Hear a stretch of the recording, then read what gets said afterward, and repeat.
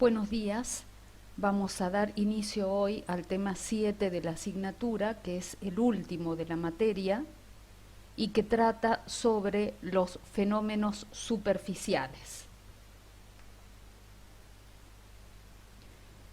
La físico-química de superficies es una ciencia que estudia los fenómenos físicos y químicos que ocurren en las interfaces, es decir, que ocurren en las superficies que separan dos fases. La química de superficies tiene un gran impacto en nuestra vida cotidiana. Es una ciencia muy antigua desde el punto de vista de que siempre en la humanidad se hizo uso de estos fenómenos superficiales, pero desde el punto de vista del estudio del origen de los mismos, se puede decir que es una ciencia moderna, ya que hace medianamente poco tiempo fueron descubiertas la mayor parte de las teorías que explican los mismos. Los tipos de interfaces que podemos estudiar se derivan de los tres estados de la materia: el sólido, el líquido y el gaseoso. De esta forma, el tipo de interfaces que estudiamos son las siguientes: la interfase gas-líquido, la interfase gas-sólido, la interfase líquido-líquido, la interfase líquido-sólido y la interfase entre dos sólidos. Los efectos de superficie cobran gran importancia al aumentar el grado de subdivisión de la materia. Esto lo podemos demostrar de la siguiente manera. Si tenemos un cubo de un sólido de 1 centímetro de lado y analizamos su área superficial, al tener 1 centímetro de lado, una cara del mismo es de 1 centímetro cuadrado, y teniendo en cuenta que tiene 6 caras, entonces la superficie del mismo es de 6 centímetros cuadrados. Como el cubo tiene 1 centímetro de lado, entonces el volumen del mismo será 1 centímetro cúbico, y por lo tanto el área por unidad de volumen expresada en centímetros cuadrados por centímetros cúbicos poseerá este mismo valor, es decir, 6 centímetros cuadrados por centímetro cúbico.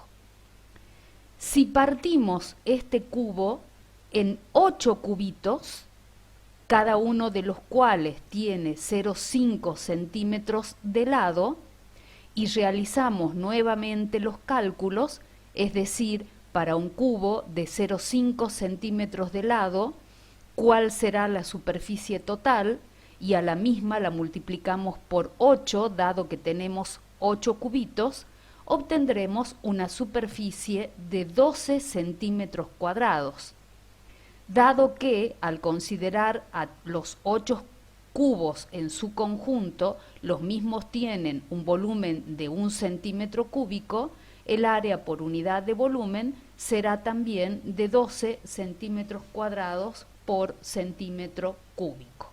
De esta manera vemos que al aumentar el grado de subdivisión de la materia, aumenta el área por unidad de volumen de la misma.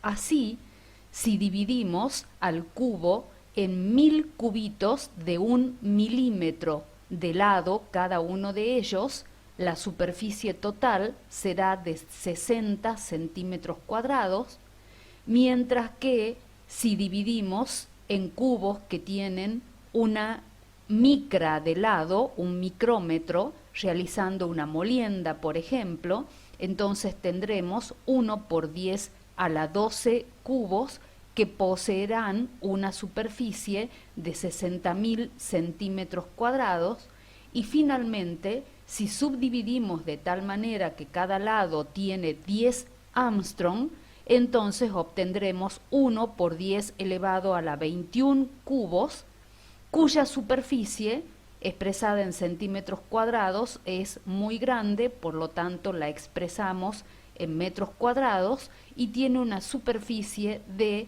6.000 metros cuadrados. De esta manera vemos que cuando aumenta el grado de subdivisión de la materia, el fenómeno superficial toma gran importancia. Ejemplos de estos fenómenos superficiales son las nubes, que son pequeñas gotitas de agua dispersas en aire, el humo, que es una suspensión de partículas sólidas que provienen de algún proceso de combustión incompleto, suspendidas en el aire.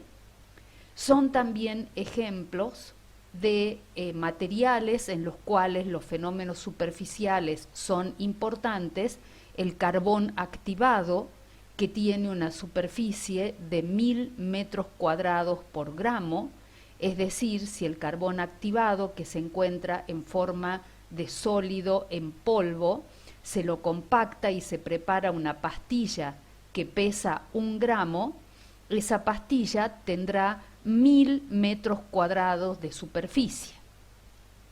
Considerando la densidad del carbón activado, puede calcularse el área superficial por unidad de volumen, que resulta ser igual a 500 metros cuadrados en 1 centímetro cúbico.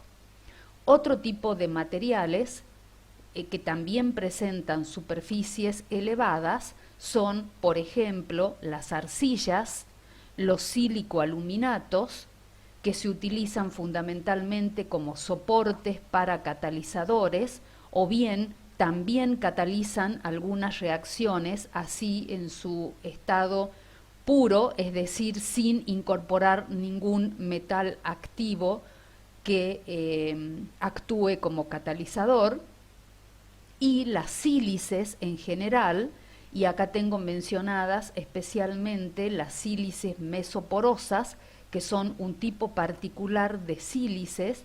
Se las menciono porque con estos materiales trabaja, por ejemplo, la ingeniera Romina Serrano, que ella los utiliza para el desarrollo de su tesis doctoral. Ella ha logrado sintetizar un material que recibe el nombre de MCM41, que posee una superficie específica de 1500 metros cuadrados por gramo. Estos materiales poseen aplicaciones diversas. Entre ellas podemos mencionar las aplicaciones catalíticas, las aplicaciones como absorbentes, las aplicaciones para absorber iones de aguas contaminadas y también las aplicaciones como vehículo para el transporte de fármacos, para medicamentos de liberación controlada del fármaco. En este último punto es en el que ella realiza su tesis doctoral. Volvamos entonces a nuestro tema en particular y veamos la energía superficial y la tensión superficial. La interfase, en este caso, representada por esta línea de color azul, depende de la composición de las fases, tanto de la fase líquida como de la fase gaseosa con la cual se encuentra en contacto, de la temperatura, de la extensión, es decir, del tamaño de la interfase, pero no del volumen en particular de cada una de las fases que son separadas por esta interfase. La energía libre superficial, como toda forma de energía, está dada por el producto de un factor intensivo, al cual denominaremos tensión superficial, y otro de capacidad, al cual denominaremos el delta de área. Es decir, que el delta de G, la energía libre superficial, estará dado por el producto de la tensión superficial por la diferencia de área. al igual que cualquier otra forma de energía. Hace muy poco vimos el trabajo eléctrico, por ejemplo, que es igual a la disminución de la energía libre de Gibbs en una pila, y que también era igual al producto de un factor intensivo, en ese caso la diferencia de potencial o la FEM de la pila, multiplicado por un factor extensivo o factor de capacidad, que en aquel caso era la cantidad de corriente eléctrica que circula. Las moléculas que se encuentran en el seno del líquido se encuentran igualmente atraídas por otras moléculas en todas las direcciones, por lo tanto tienen una resultante de atracción que es nula, a diferencia de lo que ocurre con las moléculas que están ubicadas en la superficie de la interfase. Estas moléculas están rodeadas por un número mayor de moléculas del lado del líquido, dado que por la característica de este estado de agregación de la materia, la concentración de moléculas es mucho mayor en el líquido que en el gas, de manera que resultan atraídas hacia el seno del líquido. Debido a esta atracción hacia adentro, la superficie de interfase tiende a contraerse. Para aumentar la superficie, es decir, para aumentar esta superficie,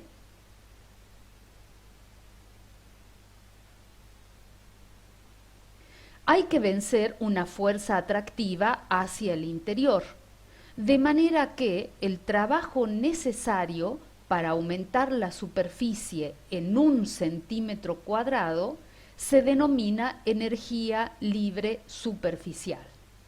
Este delta de G es igual al trabajo necesario para aumentar la superficie en un delta de A igual a 1 centímetro cuadrado, es decir, delta de G dividido delta de A, que sería delta de G por centímetro cuadrado, recibe el nombre de energía libre superficial.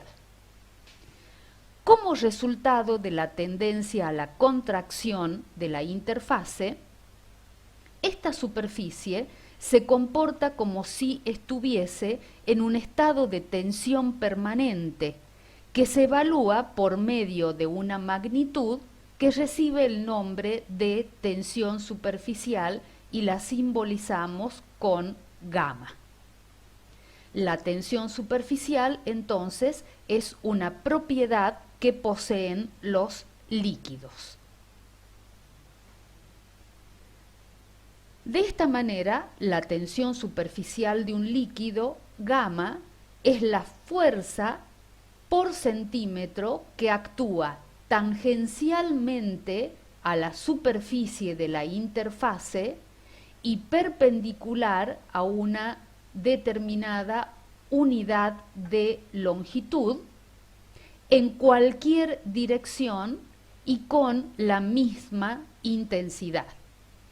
Si recordamos la expresión general del diferencial de G igual a menos S diferencial de T más B por diferencial de P más la sumatoria de mu sub i por diferencial de n sub i, donde este término cobra importancia cuando el sistema es un sistema multicomponentes, más si agregamos ahora la energía libre debida al fenómeno superficial, más gamma por diferencial de A. Al igual que todos estos términos, el gamma es igual a la derivada parcial de la energía libre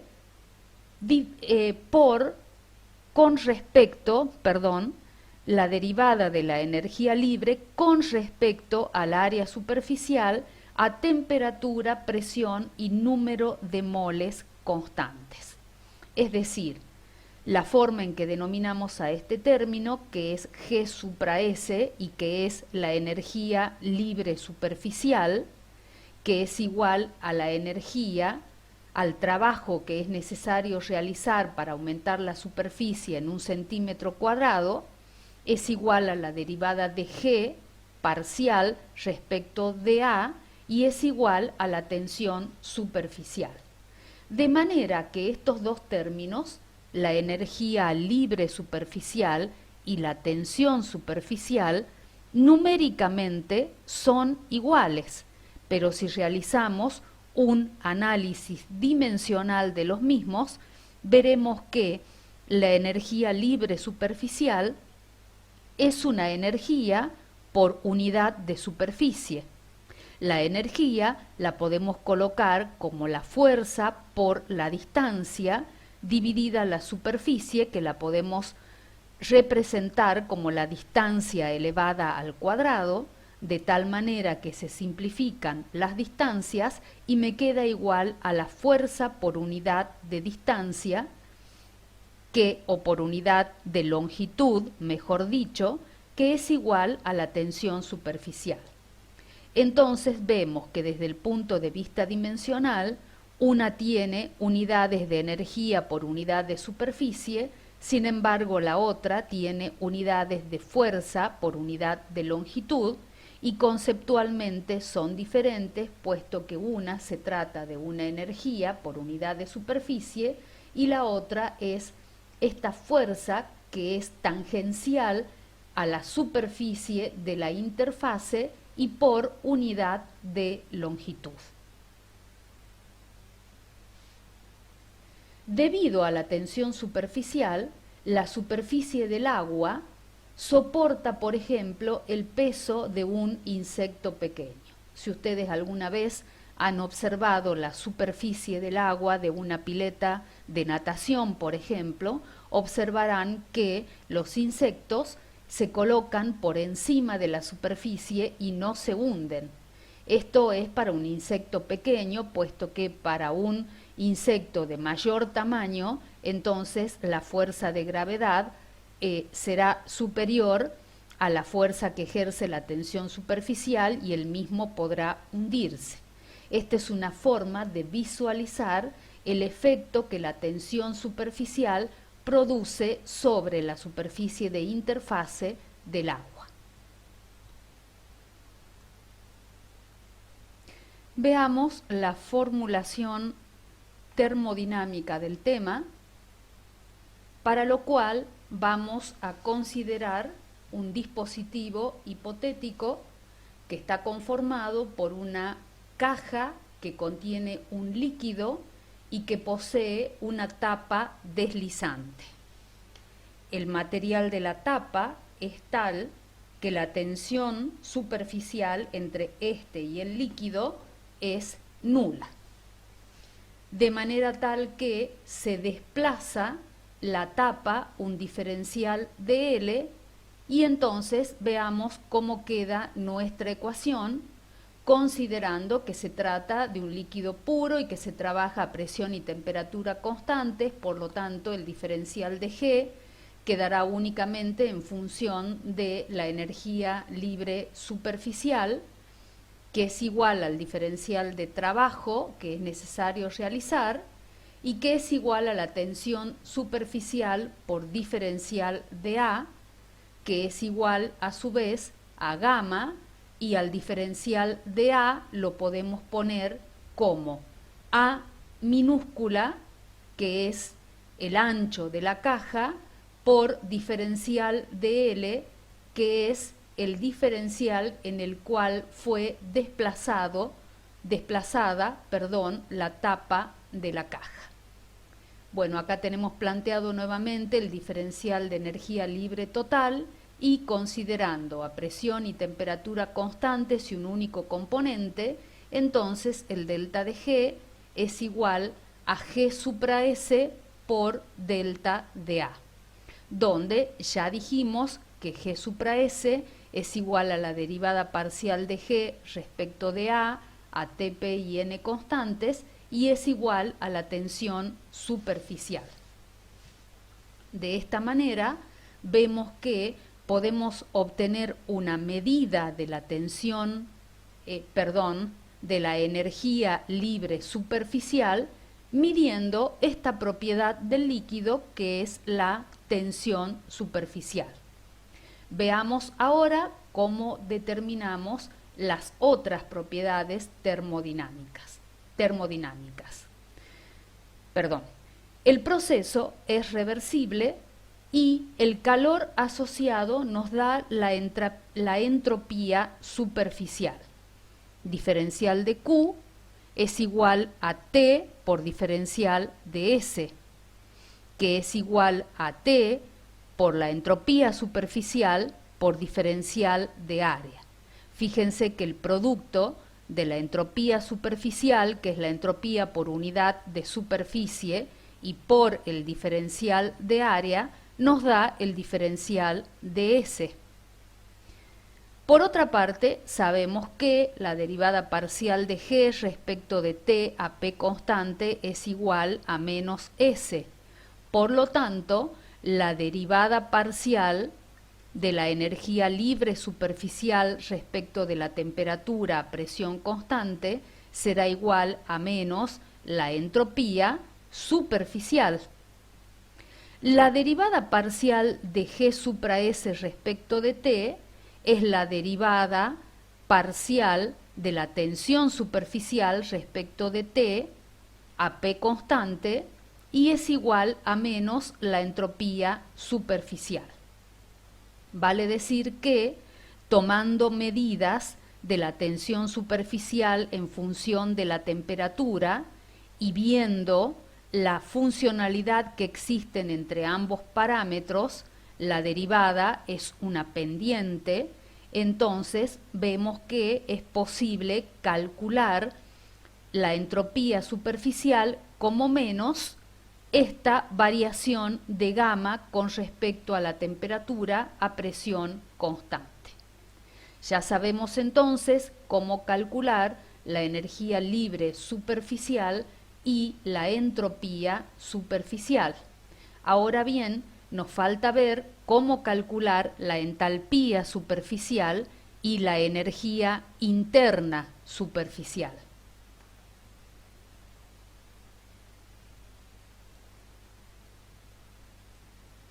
La entalpía superficial es igual a la energía libre superficial más T por la entropía superficial, de tal manera que tranquilamente podemos calcular la entropía superficial. Y la entalpía superficial es igual a la energía interna superficial más P por el volumen superficial. Ahora bien, como se trata de una interfase que está constituida por una capa de átomos, esta superficie no posee volumen. El volumen de esta superficie es aproximadamente igual a 0, de tal manera que podemos considerar que la entalpía superficial es prácticamente igual a la energía interna superficial. Así, la entalpía superficial es igual a la energía interna superficial, que es igual a la energía libre superficial, que es igual a gamma, más T por la entropía superficial, que es menos la derivada de gamma respecto de T a presión constante. Esta derivada, por lo general, es negativa, por el siguiente motivo: al aumentar la temperatura, aumenta la agitación de las moléculas que se encuentran en la superficie. Por lo tanto, disminuye la contracción que hay sobre la superficie y este término resulta ser negativo, de manera que la entalpía superficial y la energía interna superficial resultan ser mayores que la energía libre superficial. La relación de Van der Waals nos permite obtener la variación de la tensión superficial con la temperatura a través de la siguiente expresión. La tensión superficial es igual a un gamma supra cero, que ya vamos a ver qué es, multiplicado por 1 menos T sobre T crítico del líquido de que se trate y elevado a la N. Gamma 0 es igual a una constante multiplicado por la presión crítica del líquido elevada a la 2/3 y multiplicada además por la temperatura crítica del líquido elevada a la 1/3 y que es como resulta como un valor de base. A este valor lo corregiremos por el efecto de la temperatura. El exponente n varía entre 1 para metales, aclaramos que se trata de metales líquidos porque la tensión superficial es la propiedad de un líquido, a 11 novenos, que es aproximadamente 1,22, para compuestos orgánicos. Es decir, que vemos que este factor n no se encuentra muy alejado de la unidad. Con respecto a los límites de temperatura en los cuales resulta aplicable la relación de Van der Waals, estos límites son, por el límite inferior resultaría ser el punto triple, ya que por debajo del punto triple la sustancia no se encuentra como líquido. Y el punto superior resultaría ser el punto crítico.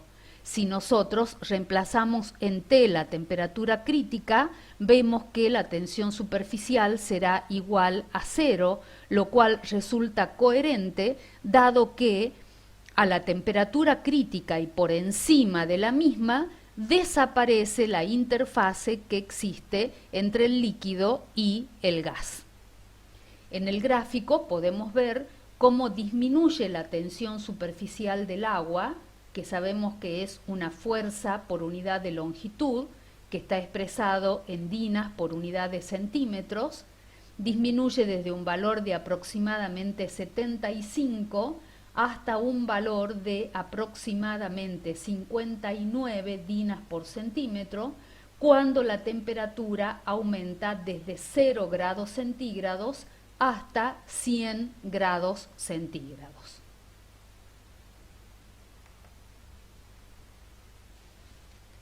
Vamos a desarrollar ahora la ecuación de Young, que es una ecuación muy importante para interpretar los fenómenos superficiales, para lo cual vamos a considerar una burbuja que se encuentra sumergida en el seno de un líquido, en ausencia de campos, tales como el campo gravitacional, y debido a la tendencia que tienen a exponer la mínima superficie, la burbuja será esférica.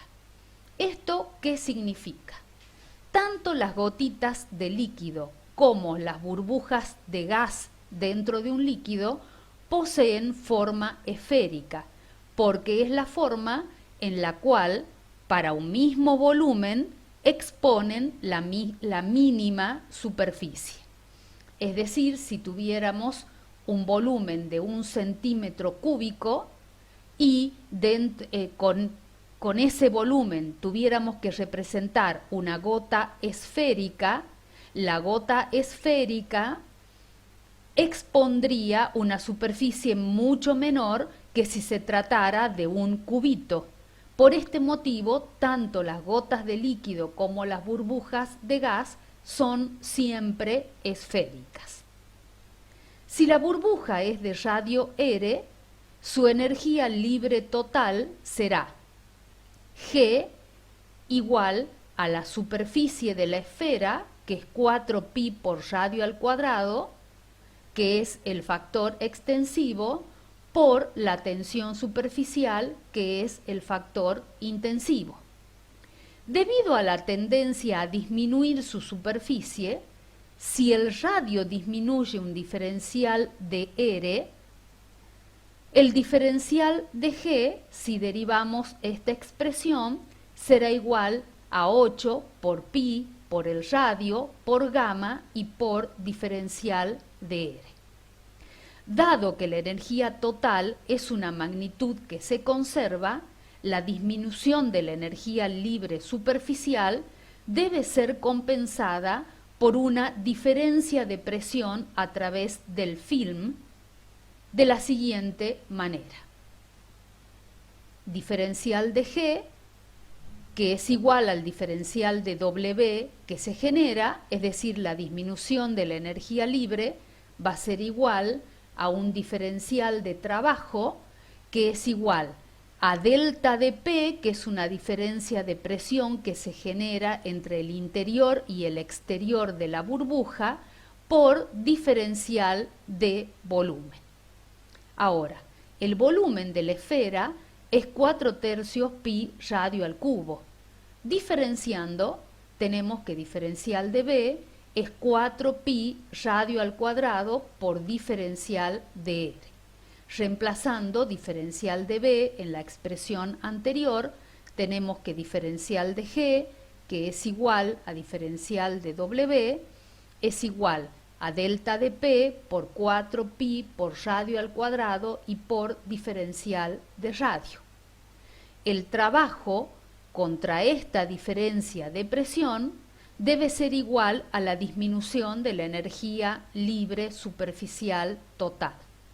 Es decir, que esta expresión será igual a la que habíamos desarrollado, 8 pi por radio por gamma por diferencial de R, de donde delta de P por 4 pi radio al cuadrado diferencial de R es igual a 8 pi por radio por gamma y por diferencial del radio. De acá vemos que podemos simplificar 4, acá nos quedará un 2, podemos simplificar pi, podemos simplificar el radio y podemos simplificar el diferencial de radio, de tal manera que de un lado me quedará delta de P por el radio y del otro lado me quedará 2 veces gamma. Es decir, que delta de P es igual a 2 gamma dividido R. Esta es la conocida ecuación de Young, que es muy importante para la explicación de los fenómenos superficiales. Lo que me indica esta expresión es que cuanto menor es el radio de la burbuja, mayor será la presión en su interior comparada con la presión que existe en el exterior. Y expresada de otra manera, la presión resulta ser mayor en la zona del radio de curvatura de la interfase. Por ejemplo, si se trata de aplicar la ecuación de Young para una burbuja de jabón, la ecuación a aplicar sería delta de P igual a 2 veces 2 por gamma sobre R, que resulta igual a 4 gamma sobre R. El factor 4 aparece porque en una pompa de jabón tenemos 2 caras, la cara interior y la cara exterior. La película de agua y jabón que forman la pompa se compone de 2 capas de tensioactivos separados por una más fina de agua. Es decir, hay una fina capa de agua, una capa de tensioactivo del lado de adentro de la burbuja y una capa de tensioactivo del lado externo de la burbuja. Por lo tanto, son 2 las superficies que hay que contemplar y aparece el factor 4 en la expresión de Young. Dado que dijimos que cuanto menor es el radio, mayor será la presión interna, la burbuja pequeña tiene una presión interna que es mayor que la presión interna que hay en la burbuja grande. Por lo tanto, al unirse 2 pompas de jabón, la superficie de la pequeña avanzará por el interior de la superficie de la más grande, puesto que es la que tiene mayor presión interna. En tanto que si los radios de las pompas o de las burbujas son similares, entonces las presiones internas serán iguales y la membrana que separa las 2 burbujas será plana, lo cual significa que el radio de curvatura es plano. He esquematizado ambos casos, dado que en las fotografías es difícil dilucidar estos efectos. Vamos a definir ángulo de contacto. Cuando un líquido, tal como el que está contenido en el interior de esta superficie, reposa sobre una superficie sólida, el límite del sólido está mostrado por esta línea de color azul, y alcanza el equilibrio, el ángulo medido del lado del líquido recibe el nombre de ángulo de contacto. Si el sistema se encuentra en equilibrio, las fuerzas que actúan deben contrarrestarse. Por ejemplo, analicemos este sistema de fuerzas cuyo punto central se encuentra ubicado aquí, y entonces tenemos una fuerza que es la tensión superficial entre el líquido y el sólido, una segunda fuerza que es la tensión superficial entre el líquido y el gas, y una tercera fuerza que es la tensión superficial entre el gas y el sólido. Si las fuerzas se equilibran, entonces gamma del sólido líquido debe ser igual a gamma del líquido sólido más gamma del líquido gas multiplicado por el coseno de tita.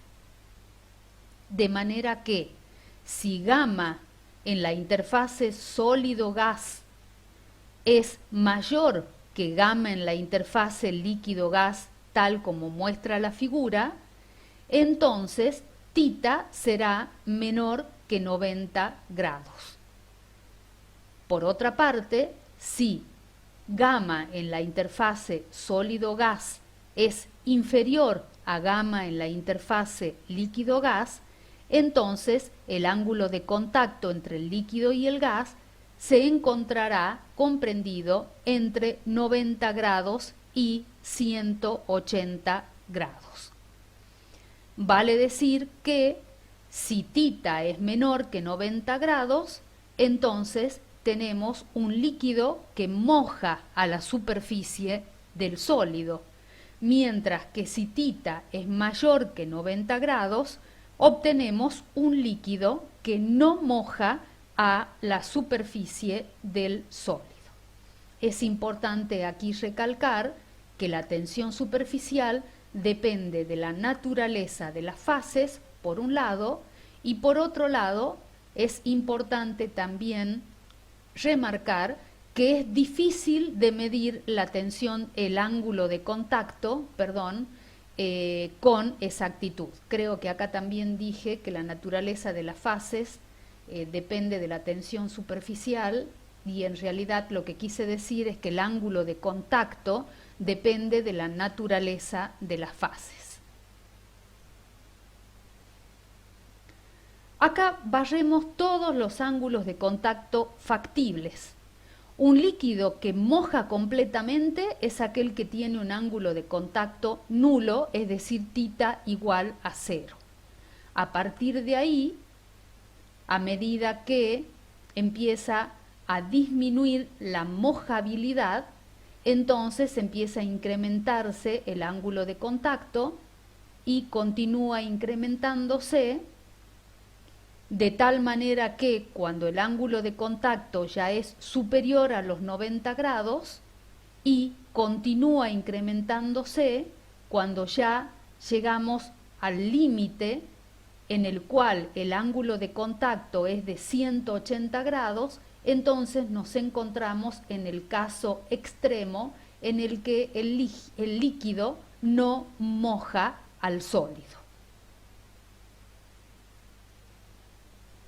En esta figura podemos ver esto mismo que estuvimos comentando, pero cuando el líquido se encuentra en el interior de un tubo capilar.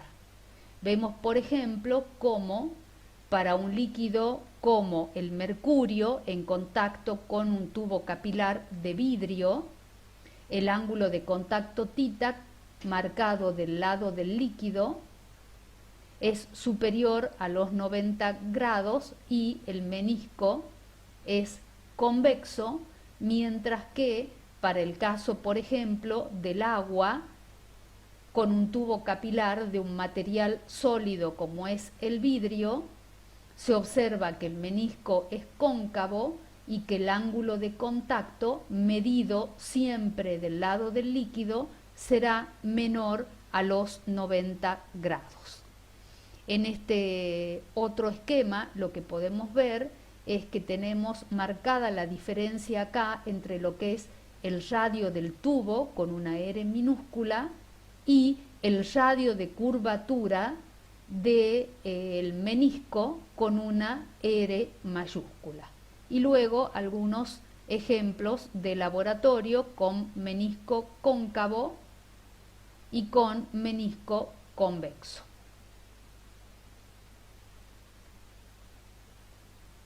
Veamos ahora el ascenso y descenso capilar.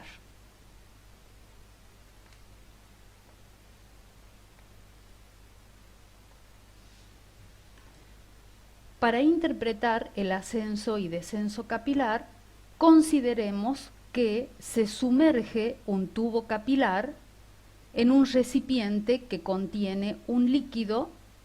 Las características de este líquido pueden ser tales que su ángulo de contacto sea menor que 90 grados, es decir, que se trate de un líquido que moja la superficie del sólido, o bien que sea un líquido que posee un ángulo de contacto mayor que 90 grados, es decir, un líquido que no moja la superficie del sólido, los cuales están representados respectivamente por la parte superior y la parte inferior en este diagrama. Consideremos además que la fundamentación de todo esto está regida por la ecuación de Young. Si analizamos el primer caso, vemos que la primera parte del esquema representa el instante inicial en el que uno sumerge el capilar en el líquido. Posteriormente, uno permite que el sistema alcance el equilibrio, y cuando el sistema alcanzó el equilibrio, se observa que ocurre un ascenso capilar por el tubo hasta una determinada altura h. Si analizamos este fenómeno con mucho detalle, tendremos el siguiente esquema. Observamos en primer lugar que en los puntos A y B, los que se encuentran representados de color azul, ambos poseen en el instante inicial la misma presión externa, que es la presión atmosférica. Sin embargo, una capa por debajo de la interfase, los puntos A y B no poseen la misma presión, puesto que en B el punto celeste muestra la presión atmosférica, mientras que el punto A posee una presión inferior, debido a que en el tubo capilar, si aplicamos la ecuación de Young, veremos que la presión es superior del lado del radio de curvatura que del lado externo. Al ser menor la presión en este punto, no es factible, desde el punto de vista del equilibrio, que a un mismo nivel existan dos presiones diferentes. Por lo tanto, al ser menor la presión en el punto A, lo que ocurre es que el líquido ingresa por el punto A, por el capilar, subiendo hasta alcanzar un determinado nivel H. Al llegar a este punto, que corresponde al equilibrio, entonces sí, en el punto A tendremos la misma presión que en el punto B. Esta columna hidrostática representa la diferencia de presión que existe entre la parte interna y la parte externa del menisco. Y es igual a la altura, a la presión que genera esta altura de columna, que está dada por la densidad del líquido que estemos estudiando, por G y por H, y además, de acuerdo a la ecuación de Young, es igual a 2 gamma dividido R. A partir de esta expresión podemos despejar gamma, que resulta igual a ρ por G por H por R dividido 2. Esta ecuación es válida siempre y cuando nosotros consideráramos que θ es igual a 0, es decir, que el coseno de θ es igual a 1 y estamos en presencia de un líquido, que moja totalmente la superficie del sólido. Si θ no fuera 0, entonces debemos incorporar en la ecuación de Young el coseno de θ, con lo cual nos quedaría ρ por G por H igual a 2 veces el coseno de θ por gamma dividido R, ecuación de la cual podemos despejar la tensión superficial. Analizaremos ahora lo que ocurre cuando se trata de un líquido que no moja. La situación es similar, solo que al ser el menisco convexo, entonces del lado interno tendré una presión superior a la que tengo en algún punto de la superficie fuera del capilar. Al ser acá la presión superior, entonces el líquido descenderá por el capilar hasta alcanzar el equilibrio, alcanzado el cual tendremos que el líquido ha descendido una altura h.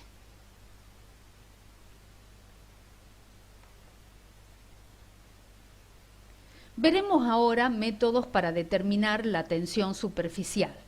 El método más comúnmente aplicado es emplear la ecuación de Young para el ascenso y descenso en tubos capilares que estuvimos viendo recién, donde el radio del tubo es conocido y el ángulo de contacto también se encuentra bien establecido, puesto que ya dijimos que el ángulo de contacto es difícil de determinar experimentalmente.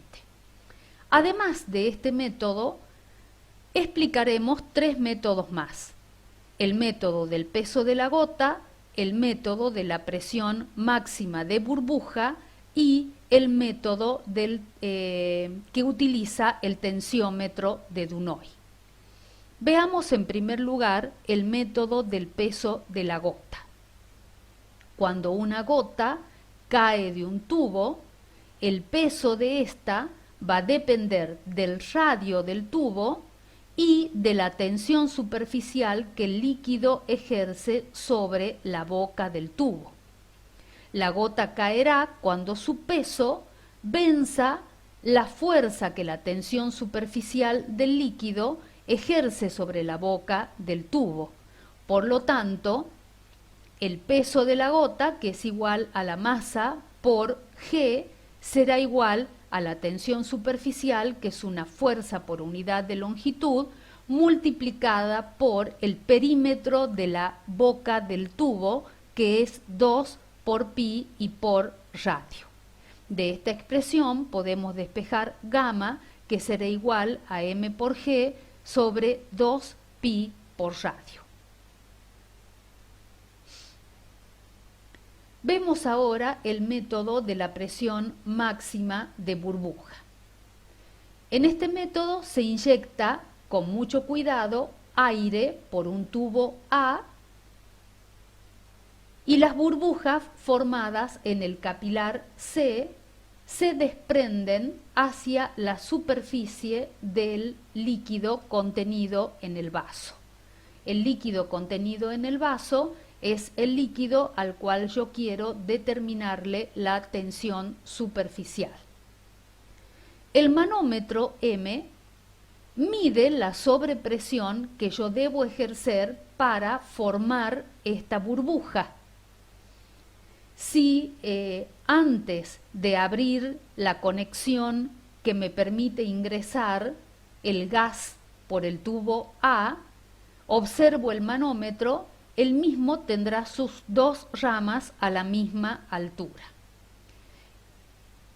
Una de las ramas del manómetro está conectada directamente al ambiente, por lo tanto se ejerce sobre ella la presión atmosférica, y al conectar el gas, cuando el mismo empieza a burbujear por la boca del tubo, la presión se puede medir en el manómetro, donde del lado de la derecha, la rama de la derecha habrá descendido una altura H sub m.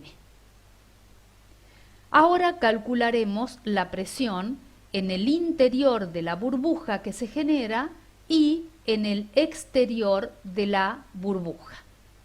La presión interior es la suma de la presión atmosférica que se ejerce sobre esta rama del manómetro, más la que corresponde a la altura de la columna H sub m. Es decir, que P interna será igual a P0, que es la presión atmosférica, más la densidad del líquido que se encuentra contenido en el manómetro, por G y por la altura de la columna H sub m. Por otra parte, la presión externa es también igual a la suma de la presión atmosférica que se ejerce sobre la superficie de interfase en este vaso, más la altura de la columna dada por ρ por G por H, donde ρ es la densidad del líquido al cual quiero determinar la tensión superficial.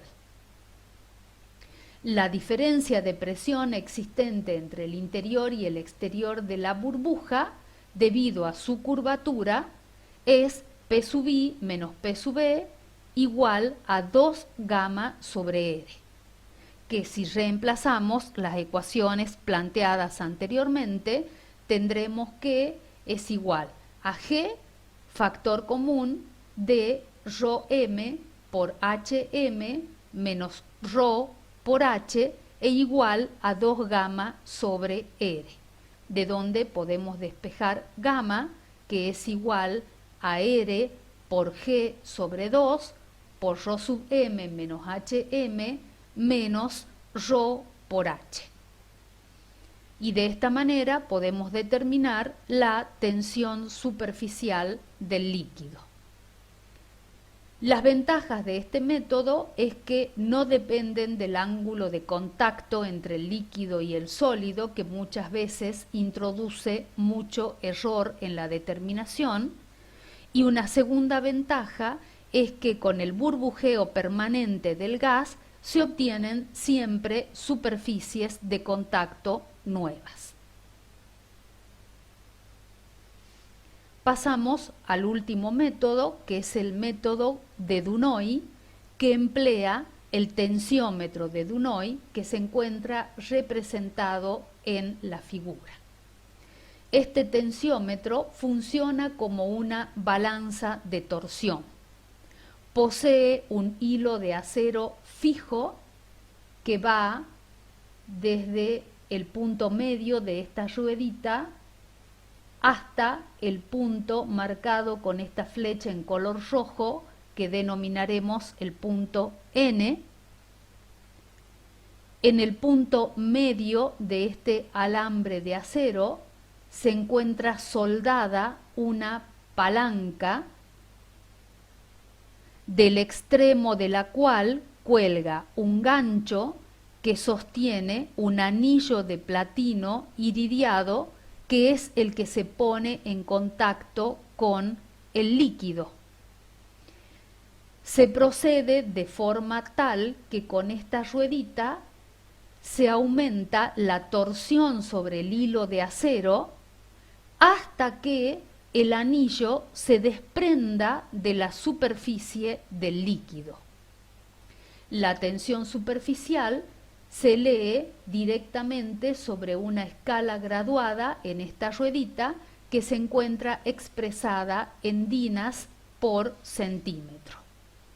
El método consiste entonces en determinar la fuerza necesaria para despegar un anillo de la superficie del líquido.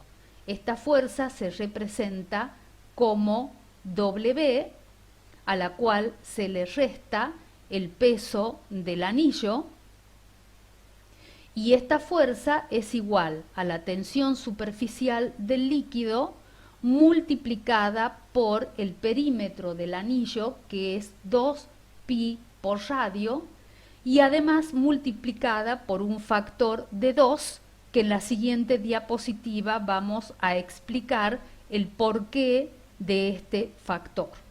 De esta ecuación, gamma, podemos despejar que es igual a W dividido 4 por pi y por radio. En la figura tenemos representado el anillo colocado sobre la superficie del líquido contenido en el vaso y que cuelgan de este gancho. Se ejerce torsión entonces con la balanza de torsión de tal manera de intentar despegar este anillo de la superficie, y cuanto uno más fuerza ejerce, se observa que el líquido como que se eleva sobre la superficie hasta que en algún momento se desconecta del anillo, y en ese momento se mide la tensión superficial, es decir, se mide el valor de W. ¿Por qué multiplicamos por un factor de 4 en vez de un factor de 2? Porque consideramos que el anillo posee un perímetro interno y un perímetro externo. Acá el anillo está representado como si fuese un anillo muy grueso, sin embargo es prácticamente un alambre imperceptible el del anillo, es simplemente para explicar el porqué del parámetro 4. De manera que se debe considerar que el anillo posee un perímetro interno y otro perímetro externo.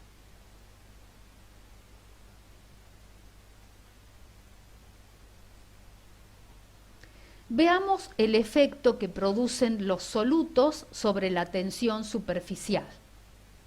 Ya vimos antes cómo afecta la temperatura a la tensión superficial. Ahora veamos cómo afecta la concentración del soluto a la tensión superficial. Para esto vamos a considerar que tenemos un sistema compuesto por dos componentes, donde el componente 1 es el disolvente, que en este caso particular es el agua, y el componente 2 es el soluto, que pueden ser distintos tipos de soluto, y de acuerdo a cómo sea el tipo de soluto, veremos diferentes comportamientos en función de su concentración. Por ejemplo, en los solutos del tipo 1, vemos que la tensión superficial aumenta con la concentración. Sin embargo, en el caso de los solutos tipo 2 y tipo 3, vemos que la tensión superficial disminuye con el incremento de la concentración. ¿Qué tipo de sustancias son las sustancias tipo 1? Son sustancias que denominaremos inactivas. Ya vimos que su efecto es aumentar la tensión superficial a medida que aumenta la concentración. Estas tienen la característica de que no tienden a absorberse en la interfase, es decir, que son sustancias que son muy solubles con el solvente, en este caso con el agua. Ejemplos de ellas son, por ejemplo, el cloruro de sodio y la sacarosa. Luego tenemos las sustancias tipo 2 y 3 que tienen un comportamiento diferente. En ellas, la tensión superficial disminuye al aumentar la concentración. Estas tienden a absorberse en la superficie de la interfase, es decir, sobre la superficie del líquido, y esto se debe a que son sustancias parcialmente solubles. El comportamiento de acuerdo al tipo 2 o 3 lo determinará el grado de solubilidad o insolubilidad de la sustancia o del soluto en el solvente, que en este caso particular es el agua. Por ejemplo, las sustancias tipo 2 son sustancias que pueden ser alcoholes o ácidos carboxílicos de cadena corta, por lo tanto son parcialmente solubles en el agua, mientras que el comportamiento 3 lo determinan sustancias tales como el jabón o el detergente, que son bastantes insolubles en agua.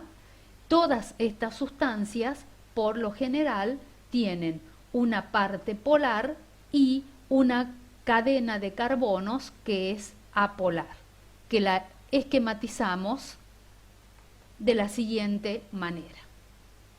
Tenemos la parte polar, que es la parte hidrofílica y que es la que interacciona con las moléculas de agua, y por otro lado una parte hidrocarbonada que se sitúa hacia afuera del solvente y que constituye la parte hidrofóbica. Si observamos cómo se acomodan estas moléculas en el interior del agua, veremos que sobre la superficie se colocan con la parte polar hacia adentro, que es la que interactúa con las moléculas de agua, mientras que la cadena hidrocarbonada que constituye la parte hidrofóbica se sitúa hacia afuera de la superficie de la interfase. ¿Qué ocurre cuando aumentamos la concentración de estas sustancias? Podemos aumentar la concentración hasta un punto en el cual se forma una monocapa sobre la superficie de la interfase. Si aumentamos aún más la concentración de las sustancias en el líquido, entonces ellas se acomodarán de forma tal de conformar micelas en las cuales, la parte hidrocarbonada se dirige hacia el centro, mientras que la parte polar se encuentra en contacto con el solvente, que es el agua. En particular, las sustancias tipo 3 reciben el nombre de tensoactivos o tensioactivos, o también son denominadas surfactantes. Estas sustancias tienen muchísimas aplicaciones. Sus principales usos son como emulsionante, detergente, en la preparación para líquidos lavavajillas, en los geles de ducha, shampoo y diversas aplicaciones en lo que hace a droguería y cosmética. Bueno, con esto entonces terminamos la clase de hoy, y en la clase que viene continuaremos con el estudio de las isotermas de adsorción para estudiar lo que ocurre en la interfase de un sólido que está en contacto con un gas o con un líquido, y para finalizar ya la materia estudiaremos los sistemas microheterogéneos. Gracias.